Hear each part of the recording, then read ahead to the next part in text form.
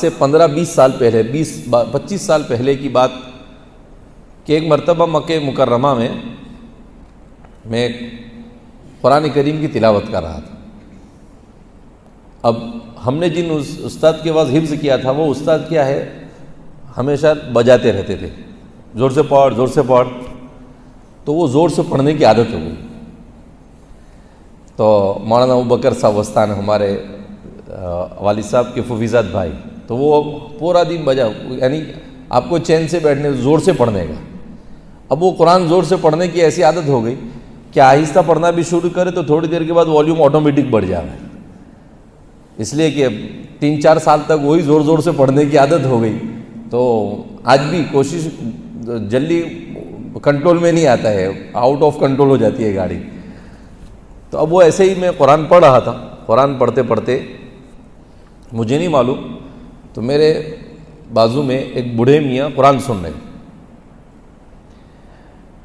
جب 1-2 پارے میں نے پڑھے، اس کے بعد میں زمزم پینے کے لیے کھڑا ہوا تو انہوں نے پکڑ کر مجھے بٹھا دیا، کہا میں زمزم لاتا ہوں۔ میں نے کہا کہ نہیں، آپ بڑے ہیں، میں آپ کی خدمت ہوں، آپ کیوں میری خدمت کریں گے؟ تو دوسرے بوڑھے میاں تو اس نے بھی پکڑ لیا میرے کو، اب 2 آدمی نے پکڑ کے بٹھا دیا مجھے، تو میں بیٹھ گیا۔ تو ایک بوڑھے میاں گئے، پانی لے کر آئے، پانی پیا، اور اس کے بعد مجھے پوچھا مینا ہی نانتا، پہلے نام پوچھا مسمک، آپ کا نام کیا ہے؟ میں نے کہا حذیفہ۔ کہا آپ کہاں سے؟ میں نے کہا ہندوستان سے۔ کہا کہ انت من الہند، آپ ہندوستان سے؟ میں نے کہا جی ہاں۔ کہا کہ قرآن بہت اچھا پڑھتے ہیں۔ میں نے کہا ہمارے تو سبھی ایسا قرآن پڑھتے ہیں۔ تو وہ بوڑھے میاں مجھے تعجب سے دیکھنے لگے، کہا کہ سب ایسا پڑھتے ہیں؟ میں نے کہا ہمارے تو سبھی قرآن پڑھتے ہیں۔ تو وہ تینوں بوڑھے ایک دوسرے کو دیکھ کر تعجب کرنے لگے، تو مجھے اور تعجب ہوا۔